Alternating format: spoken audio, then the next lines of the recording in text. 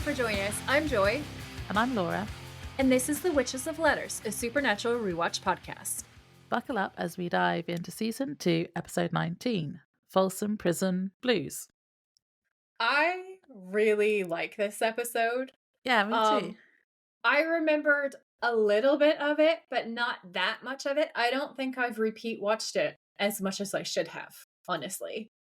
And it's written by John Sheban, and I feel like you can tell. Like, with all due respect and love to all the other writers of Supernatural, my favorite episodes, I feel like, are always either Kripke or Sheban. And Sheban just, like, he kills it. He just kills it every single time. The dialogue in this episode, the wit, the behind-the-scenes references, so funny. So good. I love it so much. Yeah, I thought it was funny. I also thought it had good tension as well, especially at the end. Yeah, it was really good about putting like a ticking clock over everything and really ramping things up. And I thought that there were some really decent kind of like jump scare moments in it. Yeah, that's the other thing I was going to say is the ghost. I think the ghost was quite scary. She was really scary. Like, actually genuinely pretty frightening, both to look at and also the way that the action and the like attack scenes kind of unfolded. Yeah. I still don't like Henriksen. Well, that's because he's an asshole. Or as you called him, FBI Gordon. You called him before. Yeah, I did. It just goes too far. Like, I feel like his backstory, he could be a good guy, but he always takes everything too far and just becomes an asshole. Yeah, I don't like him. Like Gordon. Gordon could be a good guy, but he takes everything too far. So it's the same situation with Henriksen. He just goes too far. Yeah. I think it's just rude at some points, but yeah. Oh yeah, he's completely sexist in this episode. Yeah. And patronizing, because doesn't he say something like the grown-ups are speaking? I know he does. He does. And I have words about that in my notes. Which is one thing I'll say for Gordon. I will defend Gordon. Gordon's not sexist. He is insane and really over the top, but he's not sexist. So there's at least that, you know. The bar is low. The bar is low, but Gordon is above that bar. I did think there was a couple of plot holes in this episode, but or just unrealistic, maybe not necessarily plot holes, but I'll get to that later. I actually was enjoying the it's like a proper horror comedy, this episode, isn't it? Like, it's like the perfect balance of horror comedy, and I was enjoying the horror and the comedy so much. I don't think that I don't think I've written down any plot holes. I don't think I have any red flags. I was enjoying myself too much. So I'm glad that you were here to be like, what about this though? And I'll be like, yeah. I think I've only got a couple of points where I'm like, but it didn't take away my enjoyment of the episode as a whole. Yeah. I did think it was a bit silly, the whole, like, the main storyline, in the sense that they risked they went to prison, because that's just going to cause massive problems for them later, surely. I mean, seems a bit extreme to go and hunt for a ghost by getting arrested when you know you've got like loads of people after you for murder. I think that they did sort of explain it a little bit. They put in an explainer. Remember last episode? And their justification or excuse for this is like, obviously it's crazy for them to willingly go to jail, especially for Dean. But my thought process behind it goes like, the way that they explain it away is the emotional depth of like what Dean says about them having honor. And then the fact that Deacon was their dad's war buddy, but not only that, he saved their dad's life, which means that they do not exist without Deacon. They're not in this world without Deacon. So that's like a heavy debt. I feel like, especially if you're in a military circle, and I think we can kind of take this similar ethos of like a military circle and transpose it over hunters, because same difference, basically. Yeah, basically, yeah. So that makes sense to me. Like, when they put that in there, it's shaky ground, but it tracks. Yeah, I hadn't actually thought of it that way, because I think later in my notes I say it's not their debt, it's John's, but I suppose they wouldn't, like you say, they wouldn't exist. They wouldn't exist without him, and also, like, John's dead, which means that they take on that duty, for lack of a better word. I'm so Yeah. immature every time I say duty. I go, duty. I'm Duty. literally Dean. Dean does that in an episode. He's like, you said duty. Okay, so I want to dive into my preamble because my preamble is almost an Easter egg. It's like a behind the scenes Easter egg because I get so excited. So, Ooh. um, I recognized that Tiny is in fact Cliff. So Oh, that's Cliff, one of the ones I yeah. had. Well, the thing I know him from like conventions and like I don't know him, but I know him from his reels and his presence Yeah. on convention footage and like interviews he's done with the guys and stuff. So I went and I did some facts checking. And so Clif Kosterman plays Tiny. He also does play some other parts in the series, but he is Yeah. specifically a bodyguard, an actor, and also a driver. So he Hmm. actually lived with Jensen and Jared and he was their driver. And my behind the scenes stuff is about all of that. So I found an interview that he did with a really cool lady. Everything is linked in my show notes where he actually divulges all of this really cool stuff. So like the way he became their driver, which I think is so crazy, is and he drops names too. He spills the tea. He was like, I'll say his name. His name is Bill. So he was like the driver from season 1 who was driving Jensen and Jared. Jared wasn't supposed to be on the set that day, but Jensen was to go do his coverage and stuff. So Bill is driving Jensen in, and they get into some kind of argument, and Bill fucking ejects Jensen out of the car in the middle of nowhere and just leaves What? him, drives to set, turns up and throws the keys at Cliff and is like, that's it, I'm done. I don't fucking care anymore. I'm leaving. And I was just like, what the fuck happened in that? Like, what on Yeah. earth? What did Jensen say? I just feel like, but I don't know. Like, I can't, because obviously we don't know them as people, really. But Yeah. from all of the different things that I've seen, Jensen doesn't seem to be the kind of person like who would do something that would be so extreme that it would justify No. that.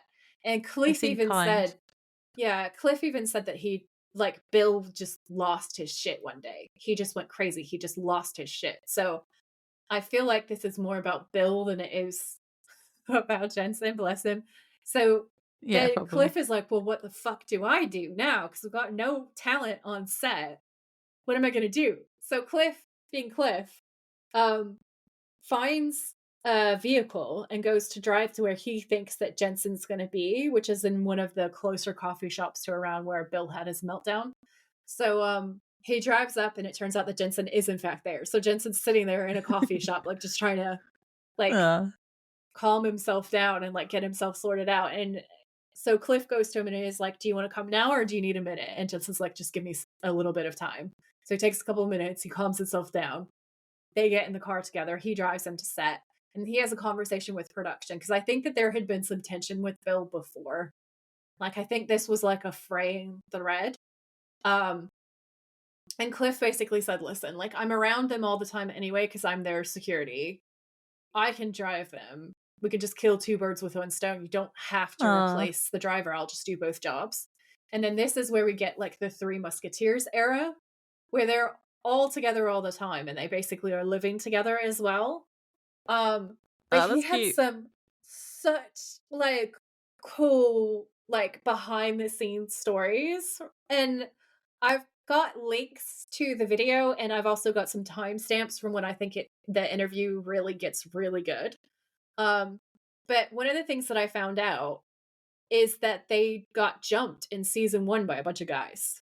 So Cliff says the Oh. reason why he got hired as security is because there were two incidences in season 1 that made the studio decide that they actually needed their own security detail. So actually it was incorrect what I was saying before when I said he was doing security already. He wasn't. He was there. He was a production assistant. He was like doing different jobs for them, like assistant jobs, but he wasn't security yet. then they got jumped by all these guys, and he says that it was a bonding moment for him for the guys.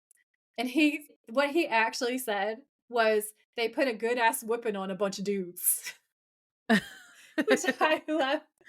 So they get jumped by a load of guys, and then I guess just out in town or something. He didn't really say where they were. It sounded like they were out in the city. Um, and then he said they'd been doing all this fight training on set though, because it's supernatural. It's season 1. They're doing a lot of fighting all the time, so they're doing all this fight training, and it just gelled. It just gelled. So I guess that's like the first moment when they were like living the life of Sam and Dean, kicking ass and taking names, I suppose. And I thought that was great. And then the other thing that happened, the other inciting incident, was Jared just had a random man in his trailer. Ooh. Up to no good. Or just got in there somehow. Yeah. Just got in and was just, I guess, off his rocker. So the studio decided that Clif should be personal security, because he's done personal security work for ages. And before this, he had been like the bodyguard for Sharon Stone, Kurt Russell. Like he guarded some people. Cool. He'd been in some incidences, and they knew that he could handle himself and keep people safe well. So I loved that. The other thing that he says was that because Daniil has a close childhood friend who ended up growing up and becoming a nun, they had a connection at the Vatican. And so Jensen and him went to the Vatican. I think Misha was there as well. And it turns out the priest knew about the show, was like a fan of the show or something. No way. Because as they're getting this behind the scenes tour of the Vatican, they get to see all this stuff that people normally never get to see and isn't open to the public. He says, well, we'll do it over here. This is appropriate. Because he'd asked, like, did people want to take, I think it's communion. Do Catholics also call it communion? Anyway, the wafers, the holy wafers and the holy wine. And he decided to do it in front of this big painting of Michael fighting Lucifer, because he was like, this is like supernatural. And I think people's minds were blown. Jensen apparently had a great time. And Clif also had a great time, although he's like not religious. So he was like, I don't know what you call things. Like in the interview, you'd be laughing. You'd enjoy it. Because he's like, I don't know what these people are called. It's so funny. Aw. Was he their bodyguard like the whole time? For like 15 years and up until now. So he like lives in with Jared, I think, or like lives adjacent to his property and does his security and all the rest of it all the time. He that's so does cute. stuff on when Jensen does that show Tracker. He's his security on Tracker. Mm-hmm. So this is like a lifelong friendship. They're friends. Yeah, I have so many more stories. So then he started talking about when Jared met Genevieve. So she plays a reoccurring character on the series. And I can't say the whole quote because it's spoilers. And Laura will be like, what? But basically, he walks over to Clif and Jensen one day and says, so what do you think of the actress playing blank character? And Clif and Jensen were like, dude, you're done. You're gone. You don't try to pretend. We already know you're just gone. It was like day one. And then after that conversation, he said lill Jared would ever talk about was Jen, which is adorable and just lives up to the hype that I have in my head. Because remember, there's that reel that I posted recently where it's literally him just being like, I like the series where I met my wife. Yeah. And Jensen's like, oh, come on. It's so funny and so cute and like very, very Jared, I feel like. He says he was just like obsessed with her, and it was really cute to like watch their romance bloom. And Clif said also, like, so the interviewer was asking him, like, does he have any sort of like insights into them as people or anything that he wanted to say about like their character or anything? And he said that the real Jensen and the real Jared is who you see when you see like the gag reels and the cons. that's like them. That's who they Yeah. that's a really authentic representation of their personalities and like who they actually are. So that's not like put on to be genial and get along with fans. That's just who they are as people. And that really like warmed my heart. I just thought that was Yeah, so that's cute nice. and so Hmm. nice. Yeah. And then he also said, and this was great because this is totally relevant to the episode. So he said that Jensen had his prison jumpsuit tailored so that he would look good in Folsom Prison Blues. So he said if you look around, everybody else is wearing like a normal prison uniform and it's just like it fits how it fits. But if you look at Jensen, he said that's the best fitted jumpsuit that you'll ever see. He said it's because he went away and had it tailored so that his arms would look good. There was a point actually where he's talking to the lawyer. You know the bit where he's on the phone to her, like through the glass, Yeah. and I was like, his arms look really. He's like his sleeves. He Right? must have had them shortened a Yeah. bit because you can Yeah. see his biceps. It's like, oh, Yeah. his arms. So it I worked. know. I know. It did work.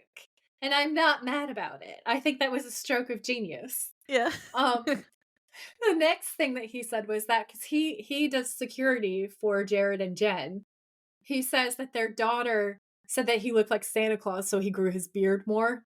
So that he looks more. Aw, And I was just like, he's so fucking wholesome. You don't even know. he I love sounds him. lovely. He's great. And you can see why he started getting his own little fan base because he's just really genuine. Um, so yeah, so he said that at Jared and Jen's place, he says, you open this one cupboard and it's just like stacks and stacks and stacks of like low sugar, like sugar free, like healthy sweets, which I assume is because we saw how he ate when he was a kid, right? Yeah. Like we saw in the behind the scenes, like Jared just like eats sugar nonstop. And that's not ideal for your health. So I assume Jen must have been like, can we like not KO your pancreas and your ability to like, live healthily. So he said that everything in their house is health food and that whenever any of them come visit his side of the house or like his house, that his peanut M&Ms constantly go missing. Like he said he'll have bags and bags and bags and they'll just go missing. Or somebody like Jen or Jared will come over to have a conversation and during the conversation just like opens the cupboard, opens the bag of peanut M&Ms and just eating the M&Ms while they're there because their house has like only the healthy food. So they only get to have like the decent stuff by stealing his. And I thought that Oh, was hilarious. Hilarious. that's And funny. then my last preamble fact for you, behind the scenes preamble fact, is that they arrested Superman at Jared's house. And like when I frame this up, you're gonna laugh so hard. So basically, Cliff gets a call and they say, listen, we've arrested a dude at Jared's house. The security system went off. We have him in custody. You need to come down and like check on this. So Cliff's like, cool. So he drives up there. And there's a whole bunch of police there, and there's Tom Welling in handcuffs standing there. And the police are basically, he's like, do you know who Tom Welling is? And they're like, yeah, but we have to check that it's actually him. Like, we have to have someone confirm his identity. So Tom had been storing some of his stuff at Jared's house, and he'd go to get it, but he'd accidentally entered like one digit wrong on the code. And it being like Uh-oh. celebrity security, the police were there in like 30 seconds, and he's like standing there in handcuffs being like, hi, Cliff, help. So then they sorted that out. But like it's such a good interview. Um I want to listen to it- it now. all the links are in my show notes. I've also linked his Instagram because he does a lot of cute stuff on his Instagram. Like I've put a funny picture of him and Jensen where Jensen's just glaring at him like an inch away from his face. And that's him announcing that he's on tracker. And it's Uh, really cute. It's adorable. He is adorable. He is adorable. So everybody should go and like look at all of that because it's great. that sounds amazing. Thank you. Those were good fun facts. I'm not even mad that you scooped me. I 'Cause did scoop you. I literally only had, oh, did you know that he was their bodyguard? And yes, you did. And I had an essay. I had a Cliff essay. He's great. Yeah, he sounds it. I've got a couple of fun facts for you now as well. Tell me everything. Um, so there's another behind the scenes one. So it was Jensen's birthday on location at the prison while they were filming this. Yeah, And at the beginning of the day, the 50 extras dressed as prisoners sang happy birthday to him in the yard. I was like, oh, that's cute. that is adorable. I have linked in my show notes a picture of where they filmed this. Ah. And one of the signs, so like I have the Google pin so you can go to that exact point if you want to. And B, it was another fucking condemned building. Like, I'm gonna scroll down and read you the sign. Danger, keep out hazardous material and falling objects. Oh. Yeah. Yeah. It's like when they're in asylum when is it Sam or Dean that always goes through, when we used to say no, it was Sam, I think, always used to go in He is the one who ignores all the signs. yeah. Yeah. It's like in Wendigo and in Asylum. And then Jensen, the reason why we found that out was because Jensen did an interview or was talking about it at a con. I can't remember which. And he said those buildings were really condemned. He Yeah. was like, they got us, they did it because they could film there for cheap because it's like actually actively condemned and there's like actual hazardous materials. But to us, they were like, go on in, it'll be fine. Oh dear. My other fun fact is that this episode marks the last chronological appearance of the Impala's KAZ2Y5 license plate, which has been used since the pilot episode. So I didn't know, does it have a different license plate at some point then, I'm guessing, after today? I don't know this. I can't answer that question. I assume so. I guess Yeah. maybe they retire the original one and put on a different one, but it's like the same because it always says Kansas. I've got to Google it. I need to know now, like, why.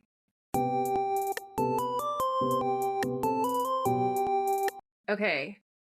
So it says in Supernatural, the Impala's license plate changes from a Kansas plate, KAZ2Y5, to an Ohio plate, CNK80Q3, because the Winchester brothers need to avoid detection from the FBI, particularly Ah, Henriksen. that makes So sense. they switched to Ohio plates because the show's creator, Eric Kripke, is from Ohio, making it a symbolic choice to throw off potential pursuers. I like it. Ah, okay. That's cool. That's cool. Right, before I do the synopsis, I just had one more thing to ask you. So, when you watched this the very first time, what did you think of the twist? Because it got me Oh, because I it's didn't know. so good. It's so good. And I forgot about it. Yeah. So I got to experience that like another time, which was so much fun because I was like, there was a part of me that was like, I hope she told them the wrong place. And then I thought, no, because like the way it was filmed, I was sure that they were going to get caught. And I was like, I don't think I remember them getting caught though. But it just seems like they are. And I was like, I must be misremembered. Like I must have forgotten another episode. And there's another jail episode or something. And then they escape again, maybe. But no, that was the best plot twist ever. Yeah, and that was good. That wasn't even the twist I was talking about, though.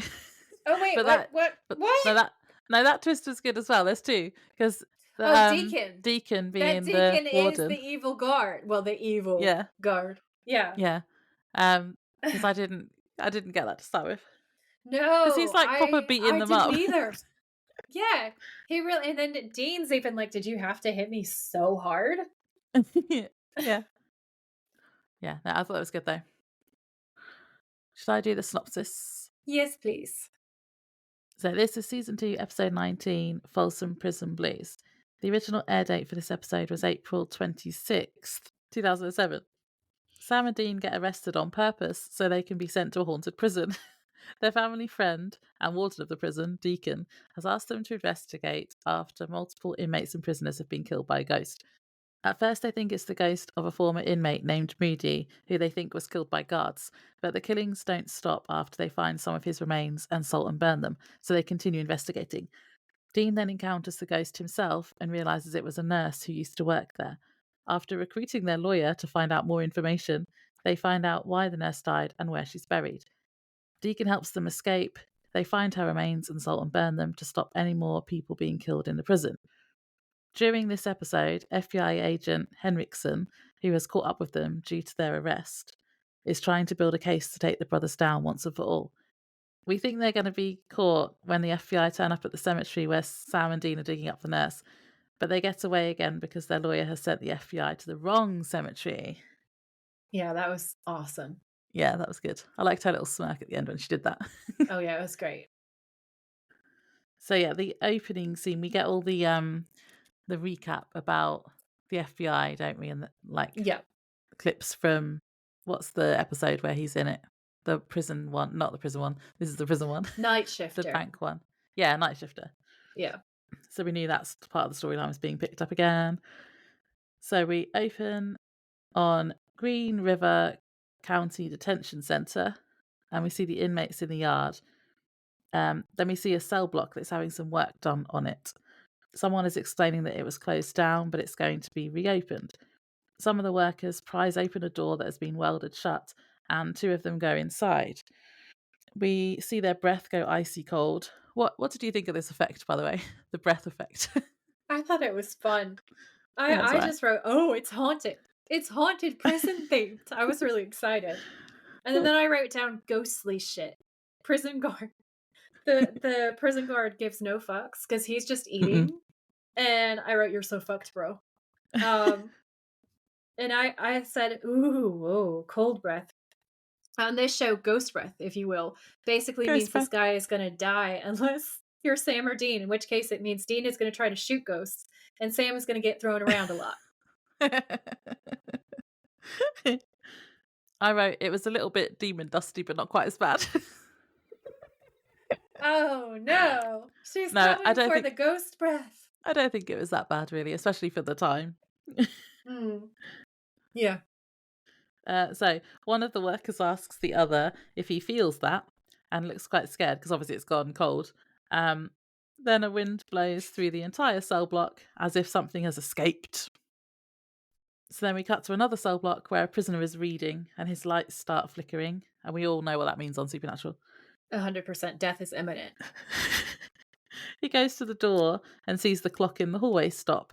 Something walks past his cell and he backs away looking scared. He then tries to get the guard's attention via the CCTV camera. The guard goes down there, but is pretty dismissive of, he's called Randall, the prisoner, when he says he saw something, and he tells him to turn his light out and go back to sleep, which he does. The guard then walks down the cell block and we see someone appearing behind him and follow. He looks back and there's nothing there, and then his breath does the icy ghost breath thing too, showing it's gotten really cold. He looks back again, and then the gate slams on his arm, trapping him. Well, I have a question here. Mm-hmm. How did his arm get trapped? Because has it I don't get it. How did the door latch with his arm in the way? Okay. Did it go through his arm?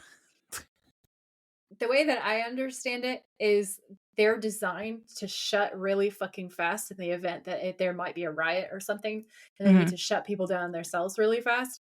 So Yeah. I feel like in this scene, the ghost takes advantage of that feature and uses it to pin this guy in the door. It's not like an elevator. Like, they don't care about prisoner welfare, do they? Like, this is jails in America, for fuck's sake, guys. So like there's no human rights here, okay?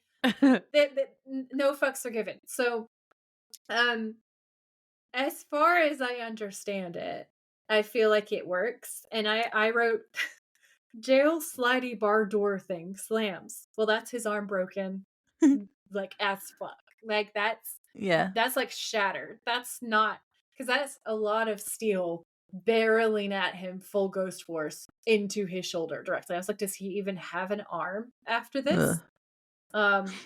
Which is so gross. And the horror amps up and amps up. And it's like Laura said, it's so good at building the tension this episode, because then he gets killed horribly. And it's actually really scary, even though we don't see it, because it kind of fades to black to close up on the inmate who was scared earlier. And his face is pressed up to the bars. And the lighting makes it look extra horrifying as his face becomes this like horrific mask of fear. Mm. And 'Cause he's one of trying to the see. I don't think he can things, quite see, can he? But yeah, he's he's trying. trying to see. He's like frantically like pushed up against the bars because he thinks it's coming for him. And that was such a scary moment. And one of the Yeah. things that I think that Supernatural does superbly that is missing in a lot of our other horror shows, especially like TV, is they use cinematic tricks that are really old school. So the lighting from movies like Frankenstein and the original Bela Lugosi Dracula, they'll use those specific lighting tricks to make scenes look way scarier than they would look otherwise, and it just amps everything to another level. Yeah. I just wrote in my notes, "He tried to warn you," because he did. Yeah, And he didn't listen, and he was being very dismissive. that's what you get. Yeah. So then it's 3 months later, and Sam and Dean are breaking into a museum, and as they walk down the corridor, they set off a silent alarm. And they break open some of the displays, and Sam picks up an axe and Dean picks up a knife. And then they hear banging from another room and start to make their escape. And then they're surrounded by cops and arrested. And I wrote, Dean just looks amused, and Sam looks really annoyed. But I this is, wrote, sorry, I wrote, Dean is low key enjoying himself. Sam is yeah, so mad about this plan. yeah, because with hindsight, we know that it was Dean's idea to get arrested and be sent to prison. And Sam doesn't really want to do that. Understandable, can I just say? Like, this is the only bit of this episode that I remembered from before. So I remembered that they did this on purpose. Yeah. And so that wasn't like a surprise to me. Because like also it's Sam and Dean. It's Sam and Mm. Dean. They're not rookies. Like they're not gonna get caught out like that. Um, That's what Henriksen says later, doesn't he? He's like, exactly. Yeah. He was you like, wouldn't have done how that. do you get caught for something so dumb like a silent alarm, like a motion detection thing? And I wrote down they're doing crimes and it's hot. Yeah. I did wonder though why there were 6 cops that went to arrest them. If there was just like an alarm has been tripped in a museum, would Yeah. 6 have gone to that call? But maybe. I don't know, maybe. I don't know how many officers you send out to a burglary. If it's a burglary in progress and you assume that they're armed, then maybe Yeah, I you would suppose send so. several Mm, because it's America. yeah. America. Guns Yeah. everywhere. Oh, I had another fun fact here. Oh, This is from IMDb. It says Dean is not wearing his amulet or ring when arrested, obviously anticipating his belongings being confiscated in prison. I So bet he put them in baby in the glove box. yeah, but those with a sharp eye might have realised that at the beginning, the first time they watched and I been like, didn't. he's I not didn't there. on my third or fourth or whatever it is. I've never noticed that. But well done to the people who did. The next bit is really funny. So they're getting booked in and having their mugshots taken, and we see a I plaque. love this. Yeah. This is the plaque is telling us that they're in Little Rock in Arkansas. Sam is still really annoyed, and Dean is loving life. And this is where he does the blue steel, doesn't he? Yeah, it is my favorite thing. Dane's like, I call this one the blue steel. And then he does blue steel from Zoolander, which gives me life, by the way. And he looks amazing Yeah, when he does it's it. hilarious. And the photographer like, yeah, that's right. And clicks the picture. And then it changes to black and white, which is a fun effect. So they do the photo and then we see the black and white still of their mug shots, which is great. Yeah. Um, and then the photographer says to the right, and then I'll write back to the lineup, and Dean says, "Wait, who looks better, me or Nick Nolte?" And that was, I was dead. I was done. That was so funny because he got done for a drunk driving incident, and he got arrested, and he had the craziest mugshot. So like these little jokes are the best. I liked how didn't the guy just go, "Shut up"? Oh yeah, and then he just goes, "Shut up." And I'm like, you're jealous because you know Dean is beautiful. Yeah, It's fine. with his blue It's steel. fine. His blue steel. I have another fun fact. Oh. You probably know this one, but according to the boys' mugshots, Sam is 6'5" and Dean is 6'2". In reality, Jared Padalecki is 6'4" and Jensen Ackles is 6'1". So they gave themselves an extra They inch. made them. Praise rising. Yeah, they made them taller, which is so funny. So once they've been booked in, Dean is now in an interrogation room, and Special Agent Victor Henriksen, aka FBI Gordon, comes in. So this is the guy who's been after Dean since Night Shifter. Yeah, Did Dean say the "I'm adorable" line in the other episode where he was like arrested, or am I just remembering like a he reel or something said. off Instagram? I feel like he either said it twice or he said something really similar. Yeah, because I feel like when I watched that bit, I was like, "Have I seen this episode before?" And I was like, "Obviously not." Yeah.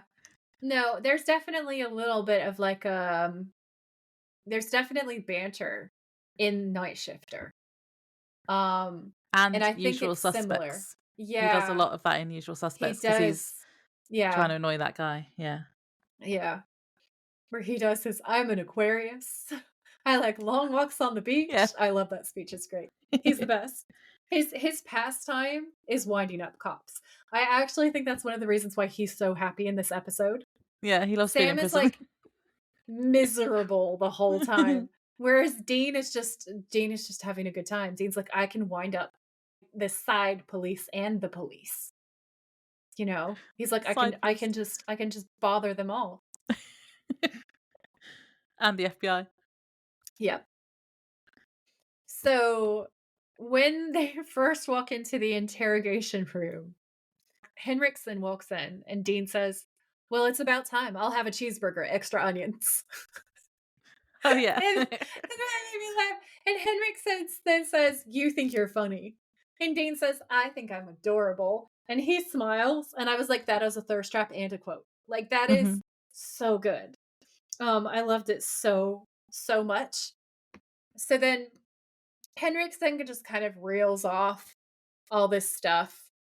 And there's supposed to be bantery, so I didn't really care about it. Like, I didn't care about him. I didn't care about his partner. I was just like, whatever.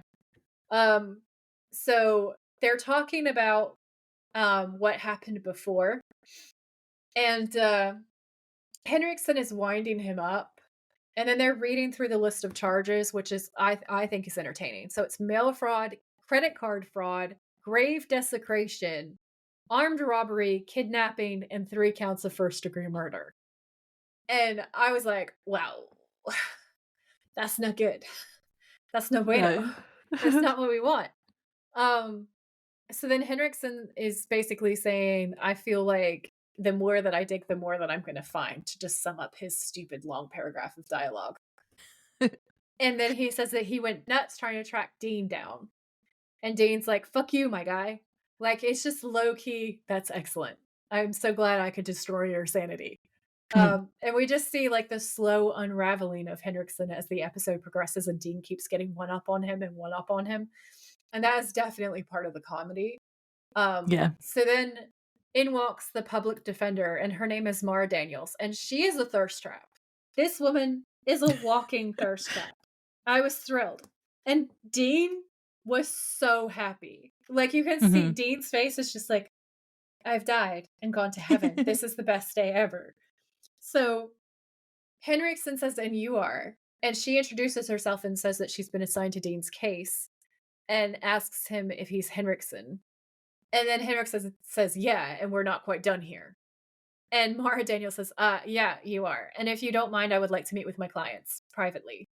And Dean gives Henriksen this look. And it's the look that you give people in school when it's like the kid that you absolutely cannot stand in first grade and they get in trouble with the teacher. It's the, fuck you, you're in Yeah. trouble. It's the best thing ever. And Sam does the eyebrows, and I love it. I love it so much. So then Mara tells them they're going to be kept in the county jail until their arraignment on Tuesday, and that no judge will grant them bail. They confirm that they're going to the jail they want to go, because obviously they're trying to go to a specific place. Yeah. It would have been funny if they had been sent somewhere else, And they were like, no!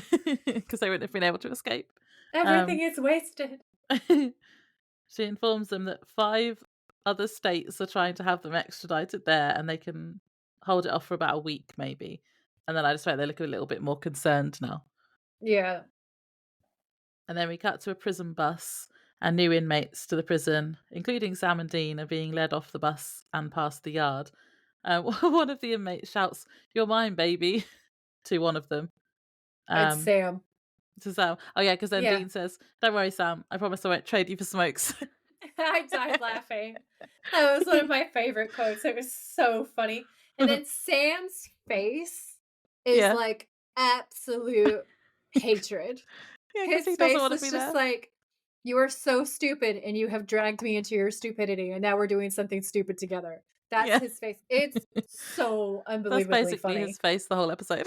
It is his face the whole episode. It's different degrees of that. It's honestly worth it. I think I'm gonna rewatch this episode to just watch Sam have a meltdown through the whole episode. It is hilarious. Also, I do say this in my notes, but I'm gonna say it now because I feel like it's relevant. Jared looks so good in orange. He was thirst trapping me this entire episode. Jensen, not so much. Even in his specially tailored magic sleeve jumpsuit that he had made to make himself look good. Like, I feel like he saw Jared and Jared looks amazing and he was like, I have to get this tailored. Like, that's what I honestly think went down. Because Jared looks so hot, I was like switching sides. Like, I didn't. I maintained my loyalty as a Dean girl. But it was like I was very Sam curious this whole episode. That's all I can say. Well, we swapped today then, because I put in my notes that No, Dean was hot in orange. that's I've written, where is it? amazing. I've put they're shown to their cells. Dean calls top bunk, but his cellmate gives him a look and he puts his stuff on the top bunk. And I have to say, I wrote thirst trap here for Dean. He suits orange. That is hilarious. I also, for this Dingoes, I call top bunk, and he's being obnoxious on Yeah. purpose because this guy has already taken his stuff and put it on the top bunk. But then this dude, who looks kind of like he could be part of the Bender's extended family, looks at him, and I wrote in my notes the expression on his face says, "Boy, I will eat your liver." Yeah. And it just like, it cracked me up. And then Dean just goes, "Okay." Yeah. And it's so funny. It's so funny. And then the next bit you see inside Sam's cell. Yeah. Okay. And I wrote down this dude stands up. He does the high awkward smile, like I don't want to fight you smile. Yeah. And the dude stands up. And I said, I don't know if they found someone taller than Jared, which is an ask. That is a mission. Or Yeah. if he's standing on a box. But it is hilarious because he unfolds himself and he absolutely towers over Sam. And Sam looks out through the bars at Dean, and Dean's looking at Sam. And Sam's looking at Dean like, I literally, like, when I can lay my hands on you, I'm gonna fucking kill you, bro, because this is the worst shit that you have ever made me do. I wrote that his cellmate stands and he is huge. He makes Jared look small. Yeah, which is a fucking mission, because Jared's huge. Yeah. That was funny though. Yeah. And Dean's face at the end before they cut away is like, help! Help! It's so funny. His face is just up against the bars, like, oh no, what have I done? Yeah. So the next bit, they're in a queue for something. I think they're gonna go through metal detectors or something. Yeah, they are. Sam tells Dean that this is the most stupid thing they've ever done. Dean says they're doing it for Deacon, and then explains that he was like a Marine friend of the dad and saved John's life. Wait, because there's dialogue. That's so funny. That's a Okay. little bit before that, I think, and I have to read it. Okay. So they're in the line, right? And Dean is saying in this low voice, my roommate doesn't say much. How's yours? And Sam says, just keep staring at me in a way that makes me really uneasy. And then Dean says, it sounds like you're making new friends. And then that's that part that you were just talking about. But like, it needs the lead in, I feel. Because it's the way he says, it makes me really uncomfortable. Yeah. It's so funny. It's so funny. Sorry, go ahead. Yeah, so Dean says they're doing it for Deacon. He was a Marine friend of the dad and saved his life. He's asked them to track whatever is in there killing people. And Dean's saying that they owe him. So we talked about that in the preamble. Yeah. And then they're at lunch, and Dean is loving the food, obviously, because, he's He's Dean. Dean. And Sam says, well, you can finish mine then. And then they go over the case. So, um, Dean says, this chicken isn't half bad. And Sam's like, great. And then he pushes his food over to Dean, and it looks not good. Not gonna lie to you guys. Like, it looks rank. Yeah. And Dean devours it. And I wonder if there's like a crafty prank that was being played on Jensen for this one, because we know they love to make him eat weird food. So they go back to the case, and Sam says the spirit suspect number one is Mark Moody. And Dean says, yes, psycho killer extraordinaire, Satanism, ritual murder, died in jail. And Sam's like, you're sure it's him? And Dean's like, yeah, I'm pretty sure. And Sam says, Dean, considering our circumstances, I'm going to need a little bit better than pretty sure. And Dean says, really pretty sure? And that had me laughing so hard. Yeah, same. I basically did a spit take. Moody died of a heart attack, which is what all the victims in here are dying of. He died in the old cell block, which they closed after he croaked 30 years ago. They just opened that back up. That's when the killing started. And Sam says, so you think his spirit was released somehow? And Dean says, mm-hmm. And Sam says, but what if he was already cremated? And Dean says, I'm guessing there's something in the old block that's keeping him around. Whatever it is, we've got to find it, and you know the rest. Dean puts his fork down. I'm done. And then he gets up and walks away. And Sam accidentally, he follows him, but he then accidentally bumps into a tattooed prisoner. And Sam says, sorry, and the tattooed prisoner goes, watch where you're going. And Sam's like, yeah, sure. I just, because, he's Sam. He's congenial. He's like charming, isn't he? But he's in jail, and he hasn't like realized that that's not going to serve him well in this environment. Luckily, he has Big Brother Dean, who rocks up and says, he said he was sorry. And Sam's like, Dean? And the prisoner is like, you talking to me? Are you talking to me? And Dean goes, great, another guy who's seen Taxi Driver too many times. Yeah, I'm talking to you. Trust me, let it go. And he gives him his best, like, psycho Dean stare. And the tattooed dude walks away. And I was like, yes. And we were like, yay, woo. Yeah. But no, because Sam's like, Dean, come on. And Dean's like full of himself. And he's like, see, that's how you got to talk to these guys. And he winks and he says instant respect. Meanwhile, in the background, the tattooed prisoner is walking up to the largest prisoner there, who's sitting at a table. And the very large prisoner gets up. And Sam just says, you were staying? And this giant dude follows the tattooed dude towards Dean as the other prisoners are looking on, and Dean says, oh, great. And then, so this guy is tiny. So we don't know that he's tiny yet. But he throws a punch at Dean, and Dean catches him and holds him from behind. And Dean says, we can end this right now. No harm, no foul. And then he breaks from the hold, and Dean grabs him again and slams him against the wall. The prisoner steps on Dean's foot.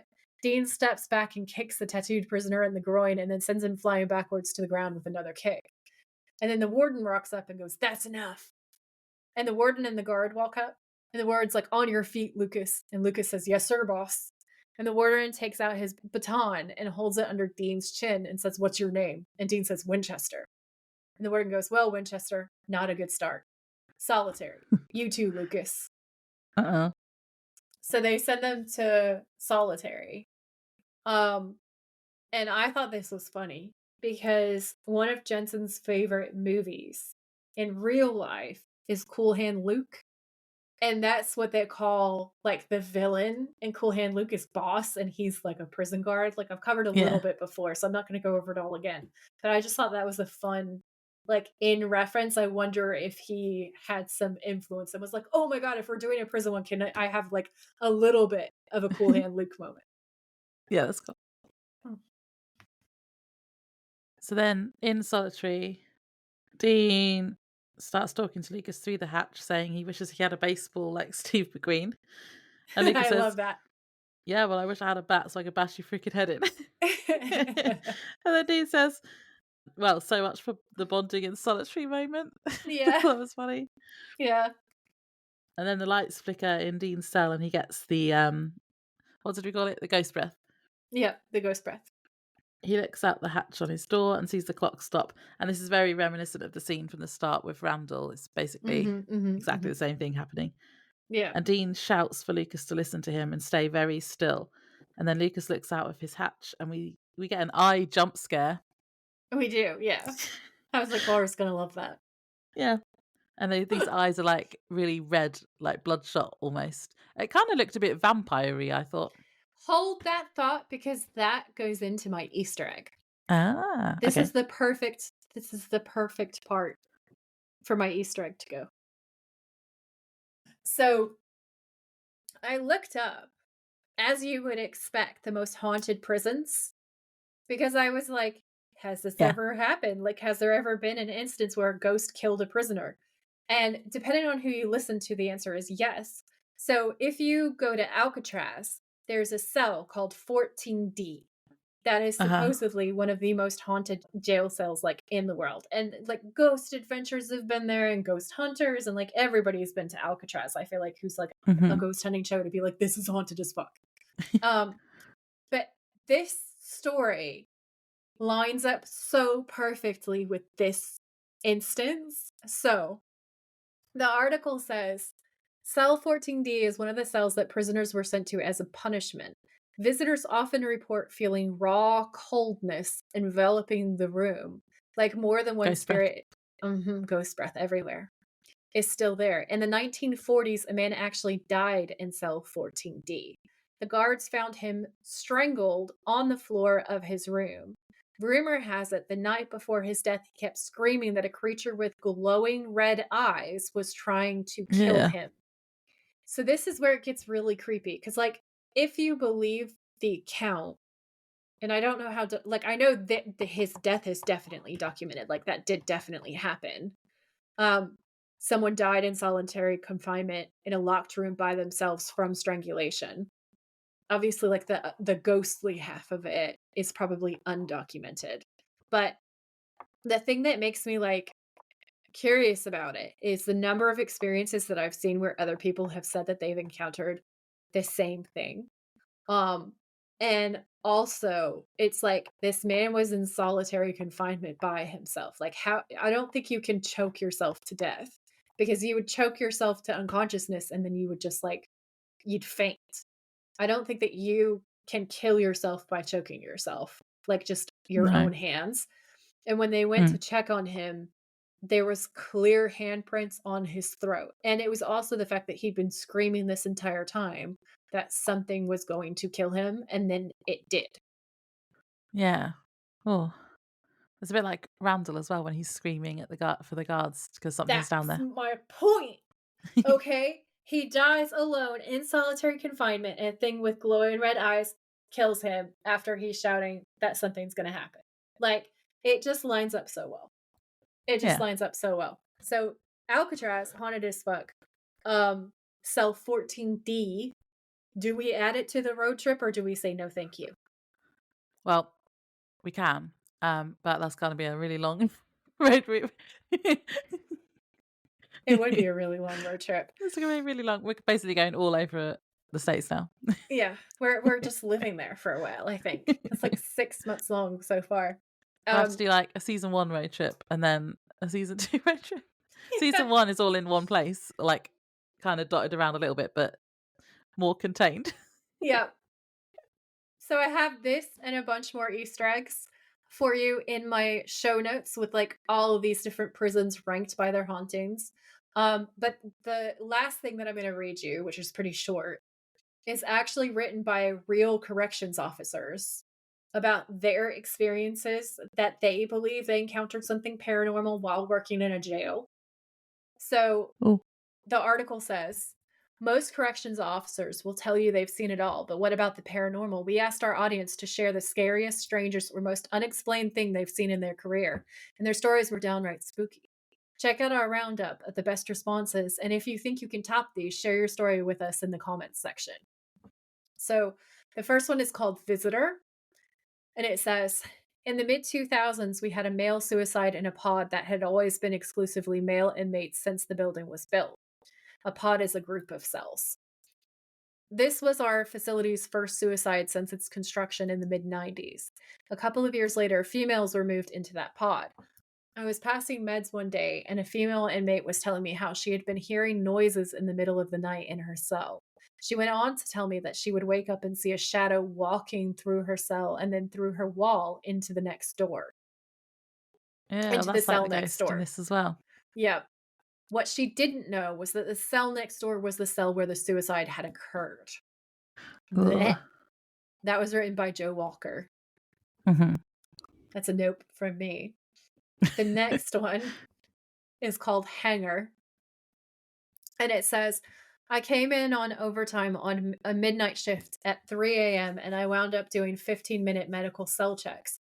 3 weeks earlier, we had had a hanger. On my fourth pass, I see a young male hanging in the cell. I call on the radio for the control center to open the door and turn on the cell lights. When they did, he had disappeared. I then realized that what cell I was at. When I returned by the control center, they asked if everything was okay. Apparently, I looked a little pale from the experience because my lieutenant asked me if I saw him. I said, yeah. Ugh. He said the rest of the staff working the unit have too. Oh, so there wasn't actually anyone hanging there. He thought he saw someone hanging there. Everyone has seen him hanging there when he Mm. wasn't still there. So Right. like everyone saw his ghost hanging in that Yeah. room Mm. and then disappearing when the lights were turned on. And that's creepy. So that was Yeah, submitted by definitely. Michael Garrett. Blech. This one I think is the freakiest one. I think Laura will think it's the freakiest one too because creepy children. So this one's called Tiny Handprints. And it's very short, but it's very spooky in my opinion. So it says, once while working in the main gate post at St. Mary's Correctional Center in West Virginia, a facility that used to be a home for mentally ill children, I saw tiny handprints about the size of a toddler appear halfway up the glass, about face level of a 6 foot tall person. The handprints were in perfectly straight lines across the windows. It was midweek, no visitors in the middle of the night.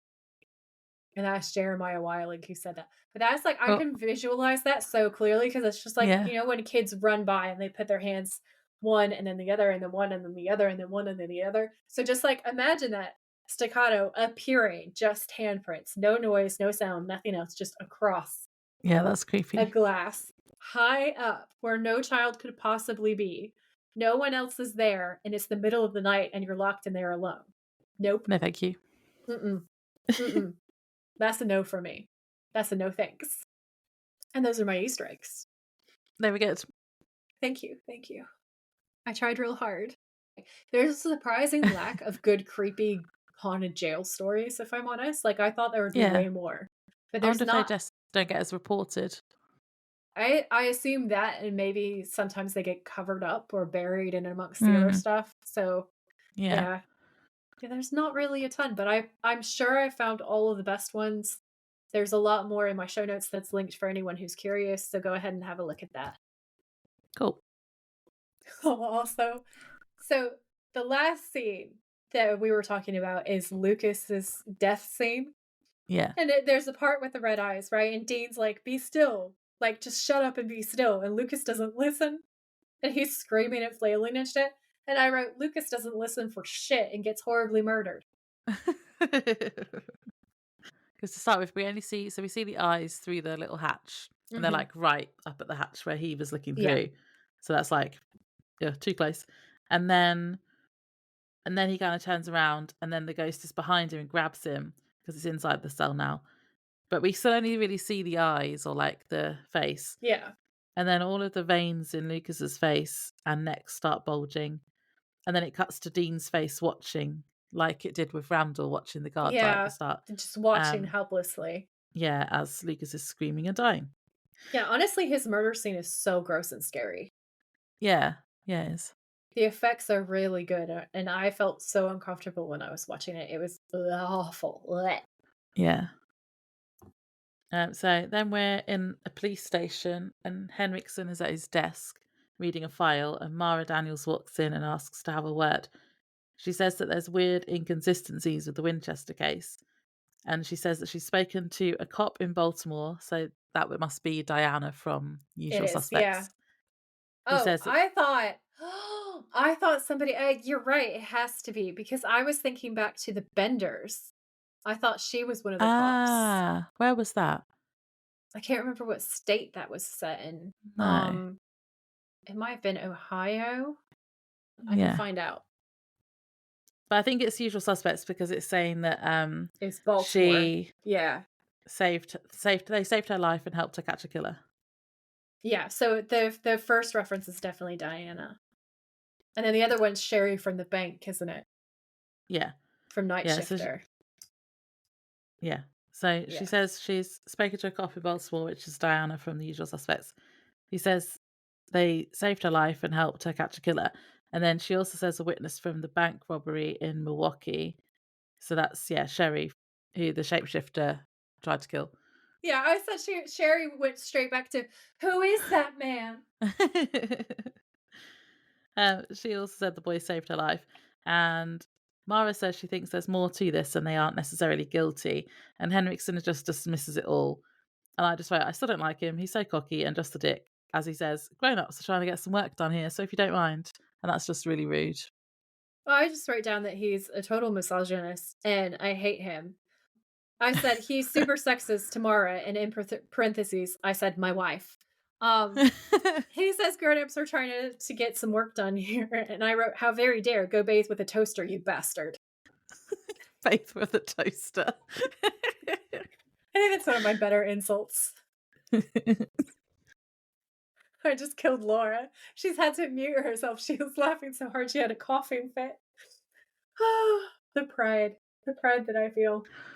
Yeah, I'll still work off. Oh, this is the mopping scene. I've just put Joy could do the scene because I didn't write it down. So have fun. I actually love this. I wrote, Sam is making friends. This is an adorable trap. So Sam and a prisoner are mopping the floors of like this big cell block bathroom type shower room thing. And he says, how you doing? And the prisoner says, I'm 54 years old mopping the floor of a crapper with bars on the windows. How do you think I'm doing? And Sam's like, all right, bad icebreaker. I'm Sam. And he's so adorable, honestly. And the prisoner says, Randall. And Sam says, nice to meet Randall. Hey, weren't you there the night that guard died? And Randall's like, yeah. And Sam says, what happened? So then Randall proceeds to give him the tea. And he's like, well, they say the stress of the job got him, but I don't really think that that's true. And Sam's like, why? And Randall changes the topic and says, why are you inside, kid? And Sam says, because I got an idiot for a brother. And Randall just completely deadpan says, yeah, that'll do it. And I was like, Yeah. this is one of my favorite quotes. That was just so good. Sam is so disgusted with Dean's plan. Like it's my favorite thing in life. Did you recognize Randall, by the way? I know him from things, but then when I tried to Yeah. find out from what, I couldn't figure it out. Yeah, I had the same thing because I was like, he looks so familiar. And I was like, is he from something specific or how much is he just in everything? And I just recognize him. Yeah. But he was in Buffy and he played two characters in Buffy. Was he the prisoner vampire dude who escapes? Zachary Kralik. Yeah. Yeah, so a psychotic vampire. Yeah. Yeah. But he was also Rack, the evil warlock. So I think is he the guy who was like basically the magic drug dealer Yeah. that Willow Yeah, kept he going is. to? Yeah. Yeah. Yeah. I think Oh.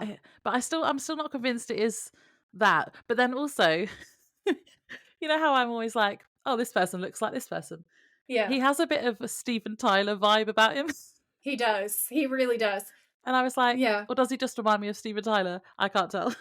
Well, so the thing is he was in Buffy, and that's what I thought he was from. But then when I tried to Yeah. IMDb it didn't come up with a credit from Yeah. Buffy, and I just thought how rude.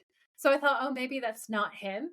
But he played villains through like the 90s and the early 2000s, Yeah. and across the Sci-Fi Channel, and on so many different TV series. So it's like as soon as I see his face, I like associate him with 90s villains, like the best. Yeah. He is, in my opinion, one of the best 90s TV villains. Like when he plays a bad guy, genuinely so scary. I think this is something he has in common with Jared, actually, because Jared can play both charming, disarming, sweet, and kind, and also hella fucking scary.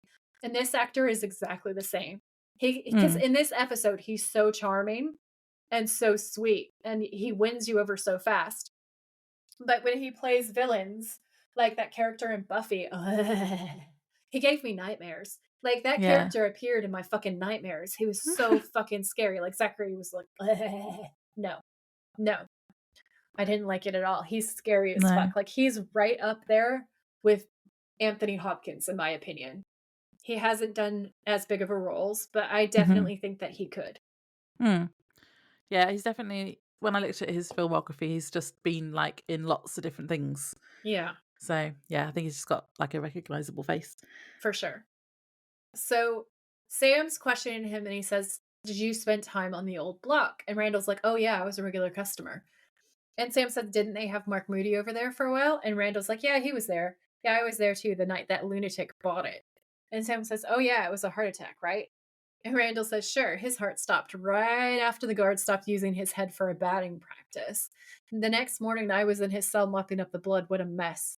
And Sam says, "Wait, so he was beaten and nobody reported it?" And Randall's like, "You keep your mouth shut unless you wanted to die from the same heart attack, you know?" And Sam has a light bulb moment and he says, "Randall, exactly how much blood was there?" And I was like, A, ew. B, you're a genius, Sam. This is such a Lara style thirst trap. This is Sam being clever and figuring things out. His light bulb moments. Yep. I love them. Yeah. So in the next scene, Dean is playing cards with a prisoner at an outdoor table, and Dean's saying call. And prisoner says three aces. And Dean's like, "That's a bad beat. That's a bad beat." And you think he's lost. So the prisoner picks up the cigarettes that are on the table between them, and Dean has this large pile of cigarettes next to him, and he's clearly been He's hustling got people for a loads of minute. cigarettes. He's hustling the shit out of these people. And Sam is standing nearby watching the game, and then Dean goes, "But see, I'm full. Threes over aces." And the prisoner drops the cigarette, slams his hand down on the table, and stands up. And Dean's laughing, and he goes, "Sorry, hey, it's a cruel game, my friend." And the prisoner flings his cards down and walks off in like basically a tantrum. And Dean Yeah. says, "Sorry, guys." And Sam sits down across from Dean as Dean's gathering up all the cigarettes. He won like their like poker chips. And he's saying it's like picking low hanging fruit. And Sam's like, "You don't even smoke." And Dean says, "Are you kidding me? This is the currency of the realm." And I just thought that whole part was so funny. And then I wrote, "God, he's hot when he's gloating." So that last part I thought was a thirst trap, where he's like, "It's the currency of the realm." It is great. He just fits in so well in prison. He really does, and it gets brought up in the episode, and it is hilarious. Yeah. So Sam starts catching up Dean on the fact that Moody was there and he has a lead on him. And Dean says, "Me too. His spirit paid a little visit last night." And Sam's like, "What?" And Dean says, "The clock stopped, flickering lights, cold spot. I mean, he did everything but yell boo." And Sam says, "Well, what happened?" And Dean says, "He walked right by me. Lucas wasn't so lucky. I mean, the guy was screaming. He was a jerk, but he didn't deserve to go like that. What do you find out on Moody?" And Sam says, "Yeah, so I think I know where we might find his remains. Blood in his old cell." And Dean says, "Blood? I thought it was a heart attack." And Sam says, "It was after the guards worked him over. I mean, apparently there was so much blood in there, they had trouble mopping it out." And Dean says, "How are we going to get in?" And Sam says, "I got a plan." And Dean smiles and he says, "That's the Sammy I know. Come on, man. You're like Clint Eastwood from Escape from Alcatraz." And I was like, Dean is literally me. Like, all he wants to do is relive his favorite movie moments Yeah. in Yeah. his real life. I was like, this is his version of dopamine dressing. Okay. And I was just like, this is the best episode. It is so good. Because Sam just looks at him blankly. He's like, what are you talking about? And then he stays on topic because Sam is, the guy who wants to get them out of jail. Whereas Dean is just like, "I could stay here forever." Um, so Sam's like, "The problem is, even if we do find something, how are we going to burn it? We don't have any accelerant." Dean says, "It's a good thing I'm like James Garner from The Great Escape." And then he holds up handfuls of cigarettes and starts shouting, "Hey fella, who's ready to deal? I had a fun fact here. Tell me." So, for IMDb, when Dean stands up, hands full of cigarettes, and shouts out, "Hey fellas, who's ready to deal?" you can see Jared Padalecki grinning and mouthing the line along with Jensen Ackles. But What, really? yeah, but that's only kind of true because I watched it back and I saw him smile and mouth the "Hey fellas" bit, but then it kind of cuts away from, you don't see him anymore, you just see Dean. So yeah, Yeah. I bet it's in some B-roll footage from another camera. yeah, That's probably. awesome. That's really great. I love that so much. So this is the part where I wrote, because we cut in and they're in line for food, and I wrote, "The next shot is all arm porn, and I'm not mad." And this is where you can tell that Jensen had his suit tailored, like his prison suit tailored to look really flattering. They Yeah. both look amazing in the shot. Biceps be bulging. Okay, it's gun day, and the guns are out. It's wild. I love it. I've just put Dean is asking Sam if he's sure, and a very similar conversation plays out as earlier in the episode, ending with Sam saying, "Really pretty sure." That was so funny because Dean says the same thing to him a minute ago, didn't he? Yeah. And Sam looked like he wanted to murder him. So Sam is taking this whole opportunity. Like his whole plan is so shit for Dean and so funny for him. This is his revenge. I was like, this is definitely his revenge for Dean dragging him to jail. Um, Yeah. and I thought it was great. It's just like the best. So they're in line and they're moving along, and one of Dean's lines is, "I'd like mine al dente." And then the server just drops a whole shit ton of like spaghetti noodles on his plate, and he says perfect. But he says it in Uh, an upset way because it looks kind of gnarly. Um, yeah. and then this is where we meet Tiny. So Dean says, "Save room for dessert, Tiny." Hehehe. And then he sits down across from Tiny, who we know is Cliff. Yeah. And Dean says, "Hey, I wanted to ask you because I couldn't help but notice that you are 2 tons of fun. Just curious, is it like a thyroid problem or is it some deep-seated self-esteem issue?" And Sam's on his feet nearby watching and waiting for something. And Dean says, "'Cause they're just donuts. They're not love." And Sam is now standing near 2 guards, and Tiny smiles and then suddenly shoves his tray towards Dean and punches Dean in the face. Dean goes flying to the ground. The warden looks around in the corner near the 2 guards. Dean gets up and hits Tiny 3 times, but his punches seem to have no impact. Tiny grabs the front of Dean's prison jumpsuit, and Dean headbutts Tiny. Dean steps back with a hand to his head. A guard puts his baton around Tiny's neck from behind. Tiny picks up the guard and throws him down on the table. The warden sees what's going on and is like, "Guys, give me a hand." And he starts running in. And the warden and 2 guards who were standing near Sam hurry over as Tiny punches Dean again and grabs him from behind. During the struggle, Sam slips into the kitchen, grabs a salt shaker, and climbs into a vent. But like I wrote down for that part, Sam is all Mission Impossible and it's a thirst trap. 10 out of 10 to Laura. Because it's so great, and they're playing like funky music, and it's awesome. So it's just Yeah. like Dean getting absolutely laid, like smackdown is being laid upon him by Tiny, as it should be, right? Yeah. Um, and it's just so funny to me that like his security guard in real life is the one that's beating him up in the scene. Yeah. Amazing. And like the fight sequence is epic, and I feel like it shows that you can tell when 2 people who know how to fight are fighting each other. And it's just so like the choreography is so fast. It's really, really good. Yeah, it was good. Yeah, and I liked how Sam was kind of backing away and then, yeah, goes through the kitchen, gets the salt because he's smart. Yep, Sam is a genius. So Sam gets what he needs. The warden shoves his baton into Dean's stomach. After Dean says, "You waited long enough," as in like to get him. And the warden says, "Do yourself a favor, don't talk." And then to the guards, he says, "Take them both up to the infirmary." So Yeah. Sam is lowering himself down into the hallway in the old cell block, and he opens his cell door and lifts the cover of the bed, revealing this enormous bloodstain. And I wrote down, "This should not still be a fresh red." Just saying. I guess I had one flag. Because I was just like, no. This happened a while ago. There is no way it's still a fresh red puddle of blood. So he dumps stuff on it, like he dumps salt on it, and then he dumps lighter fluid that he stole from the cafeteria, and then he lights a match and sets it all on fire. My flag was the end of that scene because he's just lit a fire in prison. We never hear about this again. Surely there would have been like some sort of fire alarm or like a lockdown. There's literally a fire in a prison that he just leaves abandoned. Yeah. So my thought process goes like, they just reopened that old abandoned cell block, and I don't see any prisoners actually in that part of it. So I don't know whether they have hooked that stuff back up again, like if it's Or like the actually on cameras. or functioning. Yeah. Or if it's still old as shit and they just haven't like updated it yet. But when it was Because spread, again, she did unless you put it out afterwards. Well, it's in a stone room, and once the accelerant burns through, I assume that it's just gonna burn out because of Okay. the kind of fire that it is. That's, like, how I thought about it, but it is, to be fair, it's a valid point, um, because I feel like somebody should have noticed that there was a fire. You would think somebody would be like, "Huh, that seems to be on fire."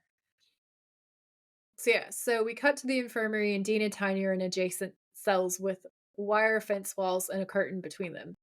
And Dean says, "Hey, Tiny." And Tiny says, "Yeah." And this part was super cute too because he says, "Hey, Tiny" in a nice tone, and Tiny says, "Yeah" in a nice tone, even though they've Yeah. just been fighting.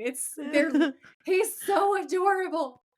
Um, Dean says, "Hey, sorry about the things I was saying earlier. I can't really tell you why, but I had to get you angry. So, anyway, I'm sorry."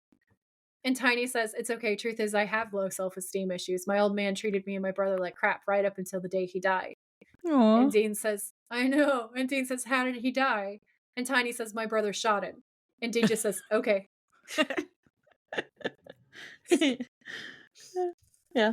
Uh, but I think that speech that he makes is one of my favorite quotes. And it's so cute. And where Tiny says that's okay, in my notes I just wrote a heart next to it. Yeah. Um Sweet. and I thought that it was really cute the way Dean just goes, "Okay." Um that was adorable. So we have this beautiful bonding moment, okay? And you get really deeply emotionally attached to Tiny. And then because it's supernatural, the ghost appears and wreaks havoc. So Dean sees the ghost of a woman standing on the other side of the fenced off area of the infirmary, and the clock on the wall freezes. And Dean says, "Oh crap." And Tiny says, "What is it?" And Dean gets off his bed and looks around for something to use against the ghost and rattles the door of his cell.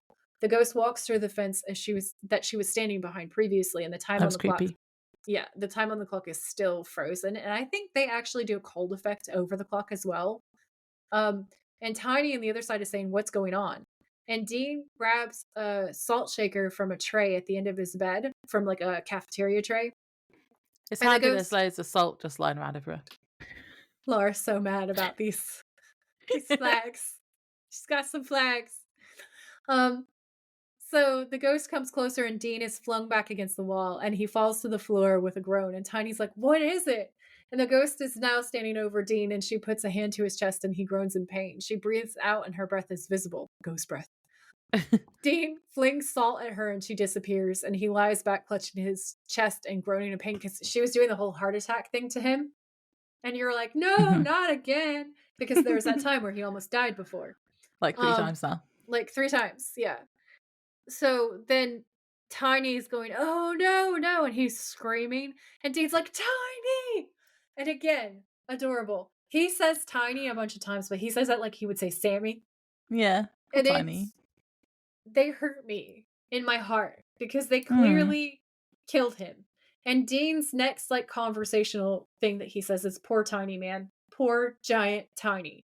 And while that is It also was funny, funny. it's funny, but it hurts me. They Yeah. wounded me because they became like best friends and then he immediately got murdered. And I thought that was really unfair. And I'm like, bring Tiny back, okay? People are always coming back from the dead in Supernatural. And I feel like Tiny should be brought back. If they make a new season, bring Tiny back. That's my Yeah, I campaign. agree. I liked Tiny too. Thank you. So yeah, they are discussing what's just happened in the yard, Sam and Dina. They've realised the ghost clearly isn't Moody and must be a nurse who used to work there. Sam says he's already told Deacon that it's done and they're getting out tonight. I wrote, this doesn't seem very realistic because they always check to make sure they finished a job before leaving. But it furthers the plot, so I guess we'll allow it.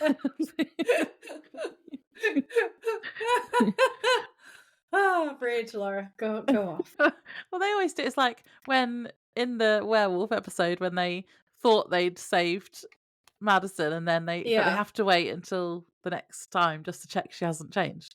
So Yeah. anyway. Dean says they better do some quick investigating then. They talk to Randall to ask if he knows about the nurse. He's hesitant, but Dean offers him cigarettes for information. Randall takes them, and after Dean describes the nurse, he says he remembers her. and they ask if he knows her name, and he says it's still kind of fuzzy because he wants more cigarettes. Yeah, that And bit's great. And Dean is Sam looks so at him. annoyed. Sam is like, just give it to him. Yeah. And Dane's like, I worked really hard for this. He's always furious when his ill-gotten gains get taken Yeah. away. He's like, He that's was so mine. mad. I worked so hard. And it's like, bitch, you just hustled people. Yeah. And Sam's looking at him like, we're about to get out and you don't smoke, so why do you need a whole bunch of cigarettes? Yeah. um, Dean's like, my prison money. yeah, he's so angry. Randall says her name was Nurse Glockner and says she was a nasty old bitch, that's a quote, who Yep. worked there in the 70s. He then says there were stories about her and how prisoners would go to see her with just a cold and then die of heart attacks. He said it was young guys as well as old guys, so, suspicious. Yep, very suspicious. Yeah. So, they're inside the table area, like the dining area, the table area, Jesus. The canteen? They're inside the canteen, the Dining area. They're inside the tables, Laura. And Sam saying, okay, so let's say those stories on Glockner were true. And Dean says it's a thought, in life she's a vigilante, in death, same thing. And I was like, she's not a vigilante. She's just like a murderer. She's not really a real vigilante, is she? She's just a dick. Yeah. So Sam says, right, but then how's she tied with the old cell block? And if she's going after cons, why kill that one guard? And Dean says, I did hear in the yard that guard wasn't exactly squeaky clean, so maybe she's going after anybody who breaks the law. And then he's like me. And Sam says, you heard in the yard? And Dean says, yeah. And then Sam says, Dean, does it bother you at all how easily you seem to fit in here? And Dean just looks at him completely deadpan and goes, no, not really. Like, That's so funny. He's like on vacation. And I love it. So it just, because we're always saying he's low-key a sociopath. And he's absolutely wild. And this episode is just perfect because it's just highlighting all of those characteristics that he has. And it's absolutely hysterical. Yeah. So Sam says they have about 5 hours to find out where she's buried. Dean says they owe Deacon again. He points that out. And Sam says, yeah, but we don't owe him our lives. And this is where I had to put about, we discussed this before, but like I said, I don't think they do owe him anything because it's John that does. But then you pointed out that they wouldn't be alive. Mm-hmm, And I do think it's nice that they're trying to help him out though. Yeah. Well, And Dean then, has this line that he says earlier where he says something like, we're not saints, but we keep our word, or we have honor. It's something like that. And I really, this is it. We may not be saints, but we're loyal and we pay our debts. And I felt like that summed it up really well. Yeah. And then Dean says he's going to go and talk to the lawyer. So then Dean is asking the lawyer to find out the information they need. So this is when they're on the phones. Mm-hmm. And he's got his arms out. He says he wants her to find out how the nurse died and where she's buried. And Mara points out that Dean is nuts because he's in loads of trouble. So why is he worrying about a nurse who used to work there? Dean then asks her to trust him. And Mara says that Henriksen says that he's a monster, so why should she? And Dean says that they're not the bad guys, basically. And he kind of there's a bit where he asks her to look at him and trust him because she should be able to tell if someone's lying or not. Yeah. And then he says, we're not the bad guys. And it's really cool and really good because you can see that she is super intelligent. And I love the way that John Sheban writes female characters because it's very empowering and cool. And Mara is an incredible character. And you can see that her instincts are so good. This entire time, she's like, I don't think that they're the monsters that people have made them out to be. I don't think that all these charges belong to them. I have too many conflicting reports. And Dean saying, I'm not what they say that I am. And you can tell that she believes him. So you have hope that she's going to do the research for him. Well, because she's already done research. And obviously Henriksen hasn't because he's just he just wants to get Dean. Yeah, because Henriksen is like a dick. Yeah, he doesn't care that there's all these inconsistencies.